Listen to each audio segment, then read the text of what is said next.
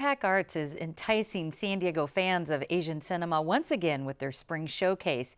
Here's a peek at what's playing. Let's go! Damn! Ha! Who would have ever thought some quiet duo rapper flow would have fans hands up at each and every show? Who would have ever known? Joining me with the details is Brian Hugh, Artistic Director of San Diego's Asian Film Festival, and welcome. Thank you for having me. Now, Brian, there are 10 films in this showcase about, right? And tell us about a few of them. Yeah, so we're opening with Tupi Takei, which played last night, which is the story of George Takei and his story from Star Trek all the way to becoming one of the Facebook icons of today. But we have a little of everything. And our plan with the Spring Showcase is always to show just a cross-section of Asian artistry and Asian entertainment. It did look like there was a big diversity here in the trailer. Why did these films make the cut? It was very designed to show diversity, and that's one of the reasons, that's one of our logic for programming.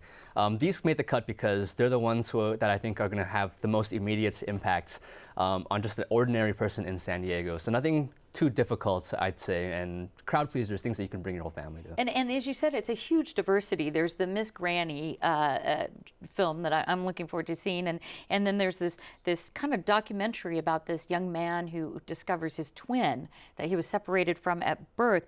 So is there a particular theme as far as trying to connect these different films? Yeah, and I'm glad you mentioned those two. To me, the theme that I identify in all of these films is films that are about unusual families, or families that make us rethink what we usually conceive of as the traditional family. So the documentary you mentioned called AKA Dan is about a young man, actually an SDSU graduate, who was adopted from Korea when he was very young, and then discovers his birth family in Korea last year and discovers that he has an identical twin that he never knew anything about. Yeah, it's pretty stunning when you see the clip of that and that realization. How is this Spring Showcase different from the Asian Film Festival here? Yeah, the big Asian Film Festival, it's enormous, over 150 films, and my goal for that one is really just to find the best films from Asia. I don't even care if anyone's going to watch it. I believe that someone in San Diego will watch those movies. But whereas with the Spring Showcase, I'd see it more as a gateway into the big film festival. So this is where you can see, it's just more, every film is for everybody.